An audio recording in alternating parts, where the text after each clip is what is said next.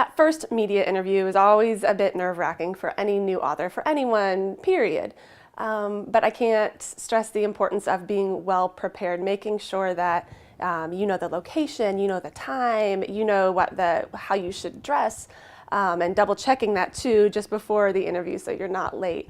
All of that aside, it's always good to check with whoever's going to interview you, see if you can get the questions in advance.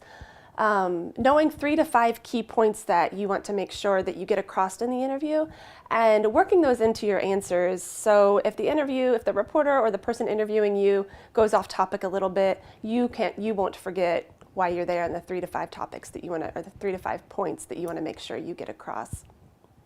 You want to speak clearly and succinctly and don't be afraid of silence. This is a tricky one for new authors or anyone who's nervous, really. I'm guilty of this. I've had to make it a conscious effort through the years of public speaking to stop the buts, so, any sort of segue to drag it on, because silence can feel really awkward when you're doing an interview.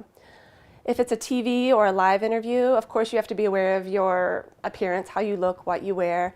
You want to stick to solid colors. You want to avoid giant logos or patterns, especially houndstooth, which can kind of make your shirt jump a little bit on camera.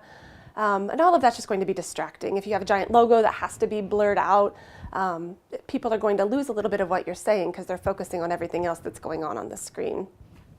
Also want to avoid big jewelry, especially if you talk with your hands, like I am known to do. Every little noise is going to be picked up with a microphone, and you just want to avoid as much distraction as possible.